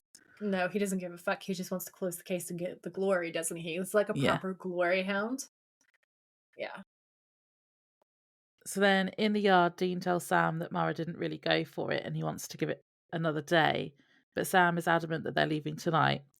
Dean says they'll be leaving people to die if they do that. And they have a bit of an argument. And Dean storms off, saying that he's staying.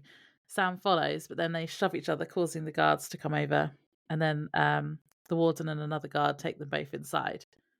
And they're led into. I wrote in my notes that it looked like a bathroom, but I'm not 100% sure.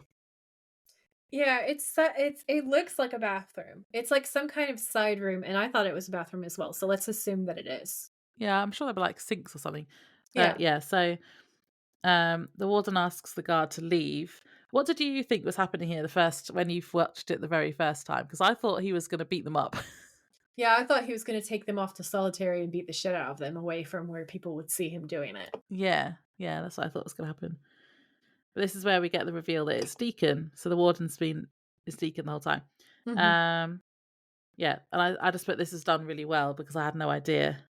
It was an amazing plot twist. Like, this is probably one of the best plot twists in the show. Like, Yeah, again, She-Band is really good at writing specific things, and one of those things is plot twists for sure. I feel like a lot of the best plot twists have been episodes that he's written for.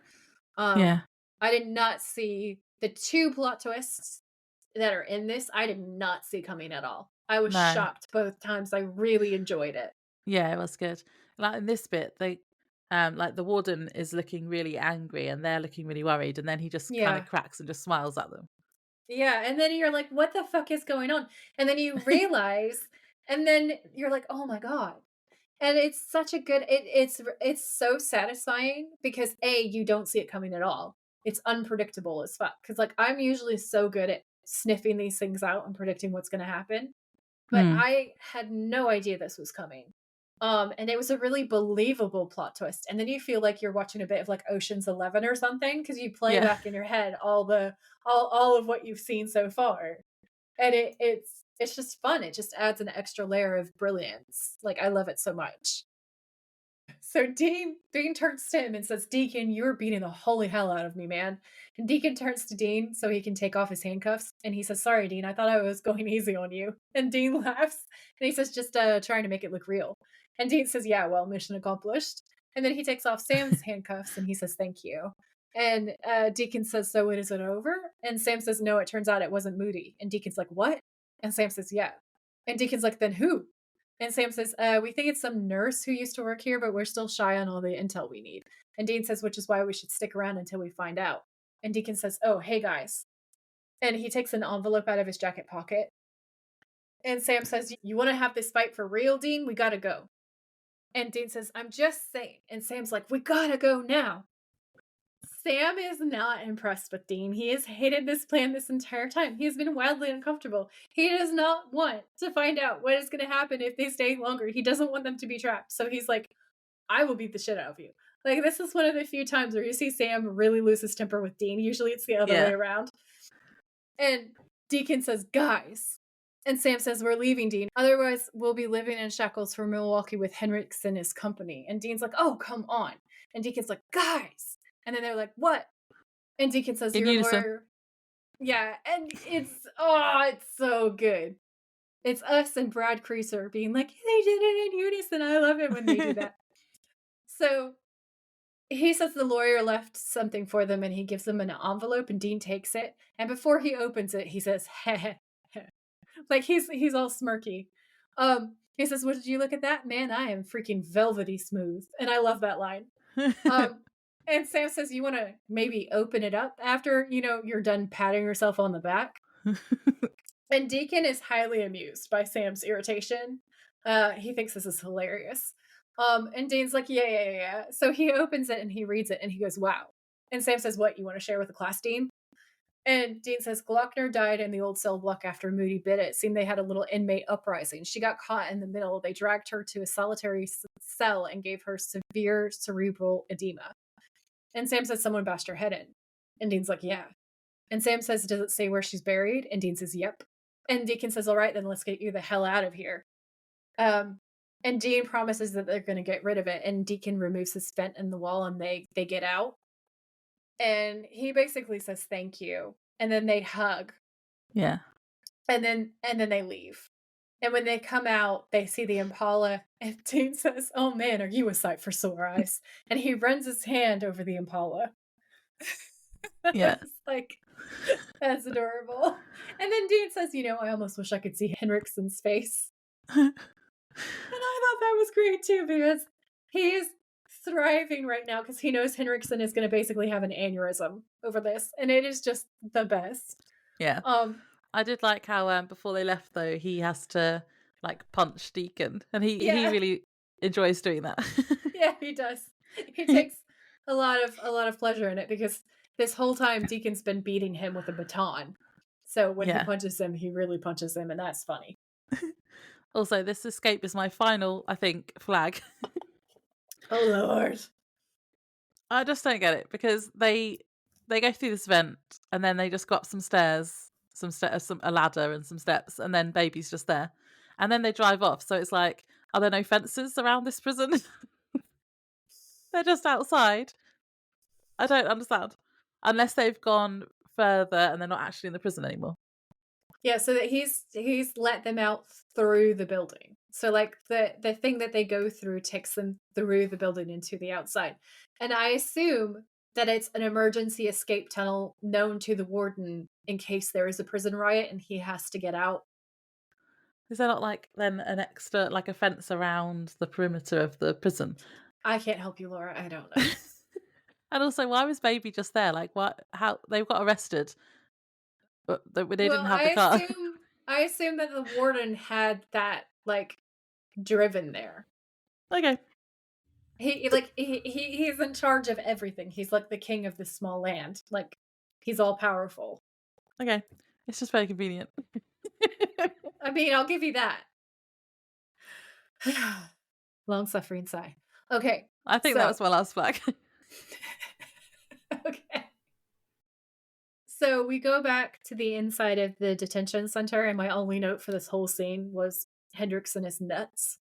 Um, because basically he's sitting at the table and Reedy is standing nearby, who's his partner.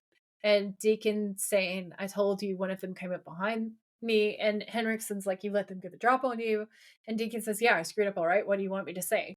And he says, "I want to know where they're headed." And Deacon's like, "How the hell would I know?" And he says, "Let's start over again." And Deacon says, "For God's sake." And what he's just like, he's like right up in Deacon's face and he's trying to intimidate him. But Deacon is not to be intimidated. Um, and he says, "I want to know everything they did today from the moment they woke up." And Deacon says, "Got up, breakfast, visiting hours, rec time."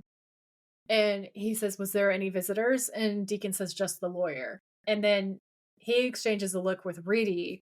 And then we cut to a scene where it's the police station and Mara's there sitting in Henriksen and Reedy's office. And he's saying, "It's an easy question. What did you and Dean talk about?" And she says, "I've already told you that. It was a private conversation between me and my client."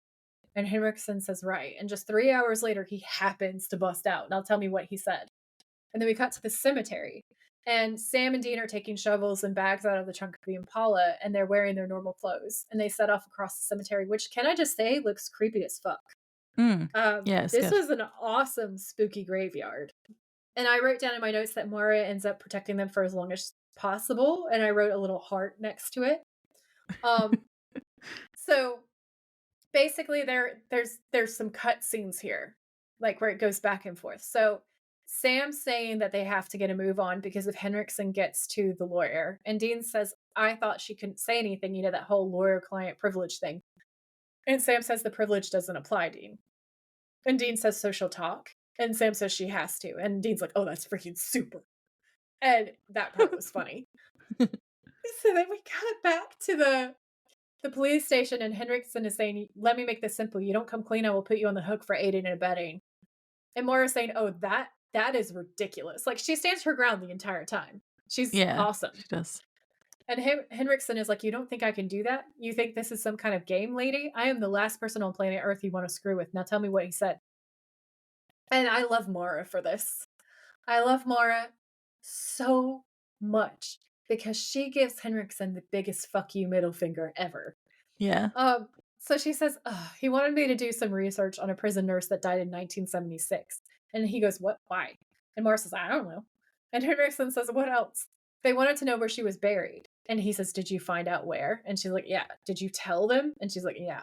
And Henriksen says, tell me. And he says it in this really asinine tone. Like he gets right up in her face. And she looks at him like she's not going to back down at all. And we see an exterior sign that says Mountainside Cemetery. And we see all the cops pulling up to Mountainside Cemetery. Meanwhile, Sam and Dean are at a different fucking cemetery, which we slowly realize as we cut back and forth. They do this series of we don't slow know that cuts yet. where they reveal a different sign. Yeah. Dean's standing over a grave holding a flashlight, and the headstone reads Dolores Glockner, 1934 to 1976. And Sam's in the grave digging, and I wrote, this is another perfectly rectangular grave. She's going to hate it. Oh, well, no, I didn't notice it. Well, I did notice it, but I didn't write it down this time. But I did write down, you know how last episode, I think it was, and I said Sam's just watching and Dean's doing all the digging. Well, this Yeah. time it's the other way around. So I was like, I They're wonder if taking they it in take it in turns. turns, Yeah. or if they just like one holds the light while the other one digs for a bit and then they swap over. Maybe. It could be either. Or it could be that Dean was like, so you made me be the beat up distraction and I've taken way more hits than you, so you can dig. Yeah. This was also a sound thirst trap because the bit where he looks up at Dean and his hair flops over his eyes a bit and says, got her. Yeah. Yeah. It's amazing. I love it. So then we cut back to the interior of the detention center at night, and Deacon is washing his face at a row of sinks. The clock on the wall reads 8:33. The second hand advances 2 seconds and then stops moving completely. The lights flicker and Deacon's breath becomes visible. He exhales again, because ghost breath. He exhales again and turns around. The ghost of Nurse Glocker is right in front of him, and she opens her mouth wide and does this demonic screaming yell. And this whole thing, this scene, is so gross and scary. Like, she's actually a very scary ghost. Like, a lot of the time with the ghost effects, I'm just kind of like, yeah, it's creepy, but whatever. She is scary as fuck. Yeah, she is. The creep factor in this episode is so high. So we then cut to the Mountainside Cemetery at night, and the officers, Henriksen and Reedy, move quickly through the cemetery looking for Sam and Dean. And then we cut back to the cemetery shot where Sam and Dean are at the grave. And they're lighting her up. So I wrote, Sam and Dean burn her. Obligatory thirst trap over a burning corpse as the cops roll in. Obligatory thirst trap. Because you get this like thirst trap scene where the camera's looking up and then across, and you see Sam and Dean, and the match gets dropped down, and then the fire goes up, and you see them lit by the fire, looking down, and they look so sexy. And that was on purpose. Like, they knew what they were doing. That was a thirst trap, 100%. Yeah. This is why I had that the tension was so good at the end of this episode, because it is. We've got the boys are digging up the nurse, Deacon's being attacked, the lawyer's telling the FBI where she's buried, and the cops are closing in on them. And I was like, oh, are they going to get out of there on time? Because I thought they were at the same cemetery. Me too. So Deacon's on the floor, and he turns over on his back, and the ghost zooms closer to him and puts a hand on his chest, and he gasps, and you realize that, like, it looks like he's really about to die. Then we cut to the cemetery at night, and Dean is still pouring lighter fluid onto the corpse because, like, we haven't finished yet. I got ahead of myself because I need to tell you all about the thirst trappiness of the thirst trap. So then we cut to the detention center at night, and the ghost still has her hand on his chest, and his whole body is shaking. And she's saying, you let those two go. And she says it in a proper fucking demon voice, and it's scary as fuck, and it's gross. And then we cut to the cemetery where Sam's lighting the match. And then it's back to Deacon, and his mouth is open, and he's like trying to scream, it looks like, but nothing is really coming out. And his whole body is jerking as he's like obviously having a heart attack and about to die. Like, you see all the creepy stuff happening to him that happened to all the other people. And then you cut to the cemetery, and the corpse goes up, thirst trap. And then we cut to the detention center, and you see the dark veins spreading on Deacon's face as he's dying. And the ghost stands up suddenly and gasps, and then goes up in flames. And Deacon coughs and leans up on an elbow. And then we cut back to Sam and Dean watching the corpse burn, thirst trap. Just an And ongoing thirst trap. it's just continuous. Um, and then the mountainside cemetery, you see the exterior, right, with the sign, and you then see Henriksen and Reedy still searching the cemetery, and Henriksen says, "Are you sure this is the right damn cemetery?" And Reedy says, "She said mountainside cemetery." And this is where you go, "Fuck yeah." Because it cuts to the sign where they are, which is Green Valley Cemetery. And you're like, Mara told them the wrong place. Mara said, Yay. "Fuck you, Henriksen. You're a prick." Yeah, Um, definitely. I she's did the the little best. praise hands emoji. Yeah, yeah, yeah. So then we cut to an exterior building and Mara is leaving it and walking to her car and we see her give like the best triumphant fuck you smile because she's thinking Yeah. about how much she's fucked Henriksen. And that is the best thing in life. I'm telling you right now. So then we cut back to the mountainside cemetery and Henriksen nods and smiles, but like he's losing his mind. Like he Mhm. recognizes that she outplayed him and he's losing his tiny man brain because he doesn't understand how she beat him because she's just a child of a woman because women are children apparently. And that just makes it all like it just makes it so much better because he's such a Mhm. patronizing prick and he got Yeah, so hard played. It's the best. don't like him. No, we hate him. So then we cut back to Green Valley Cemetery, and Dean and Sam are putting their equipment into the trunk of the Impala and walking to the doors. And Sam says, "You thought we were screwed before?" And Dean says, "Yeah, I know. We got to go deep this time." Sam says, "Deep? Dean, we should go to Yemen." And Dean says, "Oh, I'm not sure if I'm ready to go that deep." And then they get into the Impala and they drive away, and that's the end of the episode. Yeah. So they're in big trouble now. Like, They're presumably this fucked. is gonna catch up with them at some point. Yeah, don't really know what's Yeah. gonna happen then. No, and that's one of the things that's so good because it ends on such a satisfying note, but then it also reestablishes all the tension immediately. And I thought that was really great. Yeah, because I don't feel like Henriksen's gonna go away anytime soon. No, absolutely not. He's insane. I don't know what's gonna happen there. I'm trying to, like, be No. like, yeah, I don't know. Yeah. Do you want to play end of episode games, Laura? Yes, please. Excellent, excellent. Um, I would like to tell you off the top who my MVP was, and then I'll see if it's the same MVP because it might not be. But I put down that it's Mara. Yeah, so did I. Yeah, because she did all of the research and then she also misdirected Henriksen. So she Yeah, basically saved them. So it yeah. has to be Mara. And also, she's just the best. She is the best. Yeah, definitely. I'd put her too. Mm. Um, who's the villain? Villain hot or not? The ghost? The No, ghost is the villain. I guess she's not hot. I wrote down not hot. no. I didn't even write down who. I just wrote not hot. I just won't know. I suppose we could say that Henriksen is kind of a villain. Who else is a villain? Yeah, Henriksen is a side villain. I feel like he's like A side mediocre villain. hot. Like, Yeah, because the actor is he's not. really handsome, Yeah, he's but the handsome, but he's character a horrible is character. yeah, the character is such an asshole that it Yeah, like outweighs the hotness. And yeah, so you just definitely. kind of go, eh. Yeah, that's exactly how I feel. Yeah. Um, There's no hotel because no, they're in just a jail. prison. So 0 stars. 0 stars, do not recommend. Especially that food, it looked disgusting. Ugh. The episode scare rating. Oh, I actually forgot to write that down. I'm going to give it a 7.5. That's what I gave it. I bet the Cool. ghost was pretty scary and the tension was good. 7.5.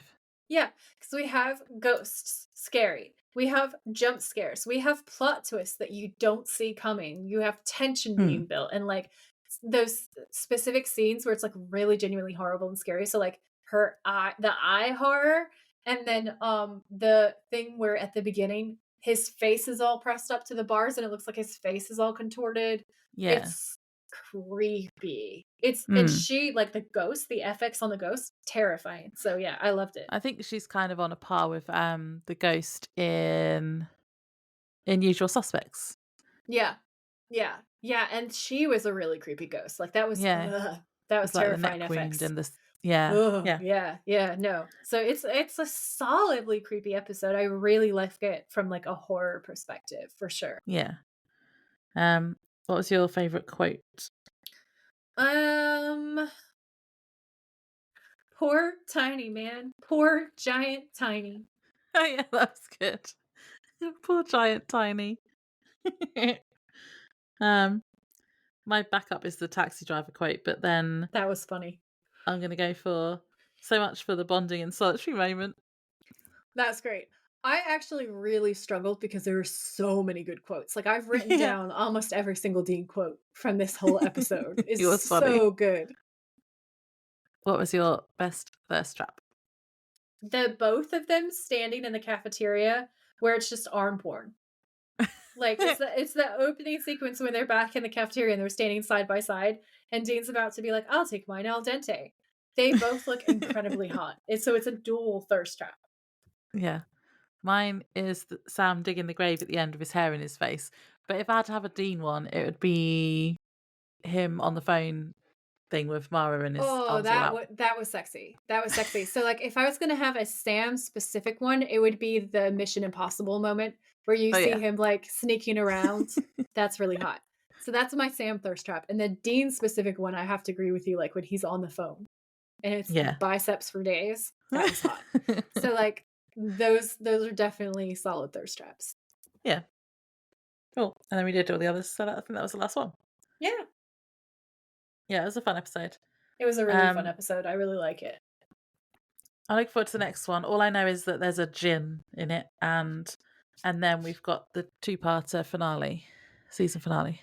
I don't remember which Jin episode it is, but I can tell you that oh no, I do. Oh, that's another one of my favorite episodes. Oh, Oh, I'm so excited right now. Um there's a been some lot good of ones. I think the Jinn is one of the scariest monsters in Supernatural. And I won't tell you why because I'm not going to give you Oh, any spoilers, but I honestly think it's one of the scariest monsters in Supernatural. And I love this episode. I think it is so layered. So I'm super excited to watch it with you. cool. Oh, I'm even more excited to watch it now. Should we say goodnight and goodbye? Yeah. Yeah. Bye. Bye. Thanks for tuning in. If you like this episode, please rate, review, and subscribe. We would be very grateful. And if you know someone who would enjoy it, please share.